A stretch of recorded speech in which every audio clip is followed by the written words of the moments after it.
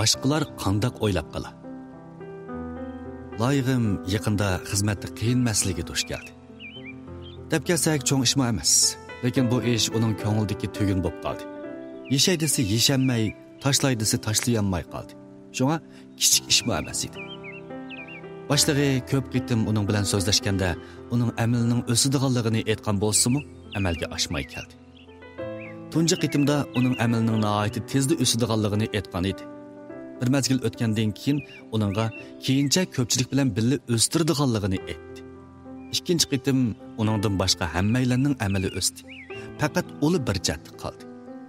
U tushunmadi, ichi pushdi, beyoram bo'ldi. Nima uchunligini bilmadi. Yana qanday qilishni bilmay qoldi. Men buning beyoram bo'g'dak nemasi bor? Boshliq bilan paranglashib beqing, fikr almashtirib baqqanga bir ish bo'lmas. Zada qaysi ishlarni yaxshi qilolmaganligingizni tushunib beqing dedim. Lekin bunda qilish uningga oson emas edi. U biroq boshqalar qanday o'ylab qolar dedi. Uning demoqchi bo'lgani bu bir qitimliq kichikgina o'sish edi. Buncha kichik xizmat o'rni uchun rahbarni izlaganligini boshqalar bilib qolsa, cho'qim o'zini bak o'ng'aysiz his qiladi. Men ham ochiqlandim, ham kulgim keldi. Agar siz bu ishni chin ko'nglingizdan qabul qilsangiz, hech qanday boshqacha bo'lmasangiz, undaqda mayli, baribir. Lekin agar qabul qilinmay ishingizga epkatsangiz, lekin yana uning buningdan qo'rqib, boshqalar uchun o'zingizni tanlikda qo'ysangiz, arzimdi. Cho'qim arzimaydi-da. Undaqda berib hal qilib. Boshqalarning nima deyishi bilan qaringiz bo'lmasin. Chunki boshqalarning nima o'ylashini siz boshqara olmaysiz. Siz so'rab baxmasangiz, hech qanday ish qilmasangizmi, hamma odamning qalbidagi 100 numurli xizmatdosh bo'lib qolmaysiz. Doim sizni tushirib qo'yg'ashqa, balkim boshqalar yana texi kayningizdan uning biror masalasi bormi nima deyishi mumkin. Inchiki o'ylanib baxsangiz, bevosita berib masalani tubdan hal qilganga yetmaydi. Keskin bo'lsangiz, ko'nglingizmi aram topadi. Shunday emasmi? Boshqalar qanday o'ylab qolar degan o'y ba'zida haqiqatan barcha bosh og'rig'ining manbasi. Hech bo'lmaganda nurg'un kishilarning ko'ngilsizligining manbasidir. Bo'libmi o'ziga yuqori talab qo'ydigan kishilar hadislar boshqalarning umidini ustiga yudib olib, boshqalarning bahosi va nazari bilan o'zining obro'yparastligini qondirdi. Yuqori baho va maqtash nazariga erishanmagan aman ko'ngli g'ash bo'lib, ishtihosi tutilib qoladi. Hatto jismoniy va ruhiy jihatdan butun kuchi bilan tirishchanlik ko'rsatib, boshqalarning e'tirof qilishiga erishgudak bo'lib ketadi.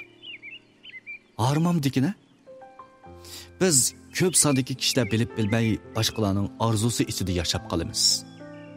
Uyimizdagilarning e'tirof qilishi, jo'rimizning maqtishi, xizmatdoshlarimizning maqtishi, rahbarlarning maqtishi bizning mavjudlik tuyg'umizni kuchaytirib, qalbimizni kuch va olg'a ilgirlash jasoratiga to'ldirdi.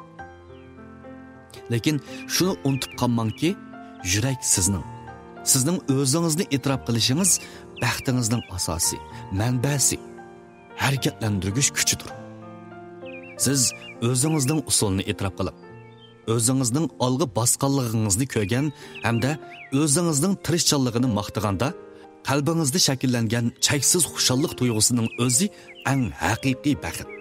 Shundaqla eng muqim, eng mangulik bir xil kuch hisoblanadi. Mayli qachon, qayerda bo'ling, kontrol qila oladiganingiz faqatla o'zingizning jismoniy va ruhiyatingizdir. Boshqalarning eg'izini kontrol qila olmaysiz. Siz bilan birga ishlaydigan odam boyili sizni cheksiz e'tirof qilgan bo'lsa, birdamdan keyinla manfaat uchun siz bilan zidlashib qilishi mumkin. Uning nima o'ylashiga uncha ko'ngil bo'lib ketishingizning foydasi bormi? Gap topqir tuqqanlaringizning sizning turmushingizni ayblashining orqasida balkim ular o'zi hal qila olmaydigan bosh og'rig'i bo'lishi mumkin. Ularning qanday o'ylashiga ko'ngil bo'lishingizning nima hojati? Boshqalarning qanday o'ylashiga ko'ngil bo'lishingiz balkim sizga ziyonkashlik qiladigan o'tkir qurolga aylanib qilishi mumkin. Bir ishda o'zingizning qilganini to'g'ri deb o'ylagan bo'lsangiz, shu ishni haqiqiy qilmoqchi bo'lsangiz, osonlikcha o'z qaroringizni tashlab qo'yib, boshqalarning nazariga bo'ysunadigan ishni qilmang. Boshqalarning nazari orqali barpo qilingan siz faqatla bir yaxshichaq bo'lishga amroq, bejora, pas, insoniyligi yo'q odam. lekin bu odam siz emas. Ozoda ham baxtli yashay desangiz, sog'lom insoniy fazilat yetildirishingiz, qaysar ruhiy holat, botir yurakka ega bo'lishingiz lozim. Yaqinda Koreyaning Ishki go'zallik nomli kinosini ko'rib, nihoyatda cho'nqur ta'sirotga ega bo'ldim. Bosh personaj Jin Yujin bir g'alati bo'lib, 18 yoshga kirgan tug'ilgan kunidan boshlab har kuni atdiganda uyg'onganda u butunlay o'xshamaydigan bir odamga aylanib qoladi ekan. Ba'zida ba'zida ayol, ba'zida egiz, ba'zida pakar, ba'zida semiz, ba'zida o'riq bo'lib qoladi ekan. Ba'zida odatdagi koreyalik erga aylanib qolsa, ba'zida yashinib qolgan yaponiyalik yashangan kishiga aylanib qoladi ekan. Ba'zida bastlik oq tanlik erga, yana ba'zida chechini kichik o'rvagan qora tanliklarga aylanib qoladi ekan. Faqat bir uxlab uyg'onsila, u boshqa bir odam bo'lib qoladi ekan. 11 yil o'tgandan keyin u kishilar to'pining kayniga yoshirinib, bir uy jihozlarini loyilaguchiga aylanibdi. Yağaçlar dövüsiga bosh cho'kirib, o'zi yaxshi ko'radigan ishlarni qilib, shu iniqsizliklarning o'ziga ep keladigan bosh og'rig'ini tirishib azaytibdi. Bir kuni u uy jihozlari soda sarayida xizmat qiladigan qiz Li Shuni yaxshi ko'rib qopti. Muhabbatlashgandan keyin Jin Yujin o'zining alayda ahvolini iqror qildi. Li Shu qizchaqmi uning bilan birga bo'lishni qaror qildi. Chunki u to'xtamay o'zgaradigan bu erni yaxshi ko'radigan bo'lib, uning chiroyini esida tutanmasligidan ansirmaydi ekan. Keyin ma'lum bir kuni Li Shu hoshidan ketibdi. Yujin uning qon pasaytiradigan dori yeyotganligini bayqab qopti. Aslida Li Shu psixik doktoriga ko'rinayotgani bir mazgil bo'lgan bo'lib, ko'nglida bak azoblang'ashqa kecha-kecha uxlayolmay tugishib ketayli deb qolgan ekan. Yujin ayrilib ketishni o'ttirib qo'yib, yaqin yurtlarga ketibdi. 10 oydan keyin Li Shu qaytib kelib, uning eshigini ochib, biz to'y qilaylik debdi. Muhabbatlashganda u bak tashvishlanib, bak azoblangan ekan. Chunki kishilar uning har kuni o'xshash bo'lmagan er bilan uchrashayotganligini ko'rdi ekan. Qizchaq hech nimaga qaramay, uning bilan birga bo'lgan taqdirdami, lekin boshqalar qanday o'ylab qoladi deganni o'ylab bardoshlik berolmagan ekan. Lekin ayrilib ketgan shu mazgilda u yolg'izlik tatibdi. Ko'ngli yerim bo'pti. Biror naqshini anglab qolsa-mu, o'zi so'ydigan heliqi erni o'ylab yig'lab ketdi ekan. Shuning bilan u boshqalarning qanday o'ylashiga, qanday qarashiga parvo qilmaslikni qaror qildi.